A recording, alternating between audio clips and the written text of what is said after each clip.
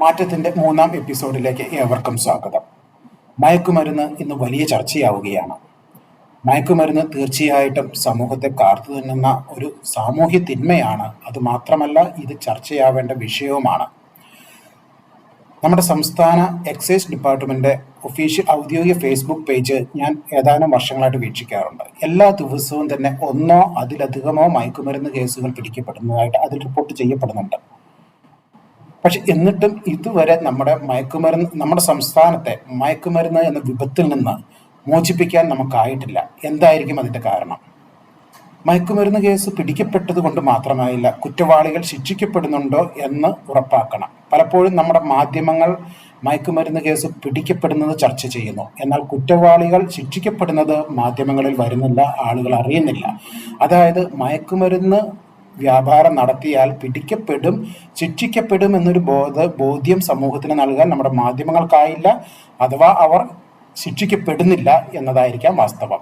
കഴിഞ്ഞ മാർച്ച് 17-ാം തീയതി വന്നൊരു വാർത്തയാണ് ഞാൻ ഇവിടെ വായിക്കാൻ പോകുന്നത്. The rate of conviction of criminals caught during the tenure of the present AAP government has reached 86% compared to 58% and 40% previous regimes of Congress and Akali BJP respectively. ഇത് പഞ്ചാബ് മാധ്യമത്തിൽ വന്ന ഒരു വാർത്തയാണ്, പഞ്ചാബ് ന്യൂസ് ആണ്. അതായത് നിലവിലുള്ള ഇപ്പോഴത്തെ ആം ആദ്മി സർക്കാർ, പഞ്ചാബിലെ ആം ആദ്മി സർക്കാരിന്റെ സമയത്ത് 86% പിടിക്കപ്പെടുന്ന മയക്കുമരുന്ന് കേസുകളിൽ കുറ്റവാളികൾ ശിക്ഷിക്കപ്പെടുന്നു. മറ്റു പല കേസുകൾ വേണ്ടത്ര തെളിവുകളുടെ അഭാവത്തിലൊക്കെ കേസ് തള്ളിപ്പോകുന്നുണ്ടാവും, യഥാർത്ഥ കൺവിക്ഷനിലോട്ട് നമുക്ക് എത്തുന്നില്ല.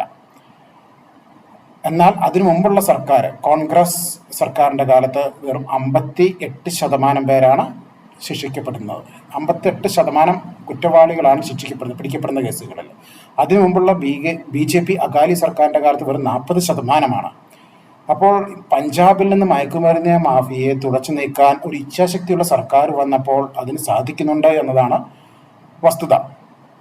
നമ്മുടെ സംസ്ഥാനത്ത് കൺവിക്ഷൻ അഥവാ കുറ്റവാളികൾ ശിക്ഷിക്കപ്പെടുന്നു എന്ന് ഉറപ്പാക്കപ്പെടുന്നില്ല. അതാണ് നമ്മുടെ സംസ്ഥാനത്തെ മയക്കുമരുന്ന് പിടിയിൽ നിന്ന് മോചിപ്പിക്കാൻ നമ്മുടെ ഭരണാധികാരികൾക്ക്, രാഷ്ട്രീയക്കാർക്ക് സാധിക്കാതെ വരുന്നത്. ഇതിൽ ഭരണപക്ഷത്തെ മാത്രം ഞാൻ കുറ്റപ്പെടുത്തുകയില്ല. പ്രതിപക്ഷ കക്ഷികൾ, രാഷ്ട്രീയ നേതാക്കൾ ഇതിൽ ബന്ധപ്പെട്ടിട്ടുണ്ടോ എന്ന് പൊതുസമൂഹം സംശയിക്കപ്പെടുന്നത് അതുകൊണ്ടാണ്. കുറ്റവാളികൾ ശിക്ഷിക്കപ്പെടുന്നില്ല. പലപ്പോഴും മയക്കുമരുന്ന് വ്യാപാരത്തിലെ കണ്ണികൾ കുട്ടികളായതുകൊണ്ട് തന്നെ ഉദ്യോഗസ്ഥർ അവരോട് ഒരു സഹാനുഭൂതിയോടെ പെരുമാറുന്ന സാഹചര്യമുണ്ട്, അവരുടെ ഭാവി നശിപ്പിക്കേണ്ട എന്ന് കരുതി. പക്ഷെ അവിടെ പറ്റുന്നൊരു വിപത്ത് യഥാർത്ഥ കുറ്റവാളികൾ ശിക്ഷിക്കപ്പെടാതെ പോവുകയാണ്.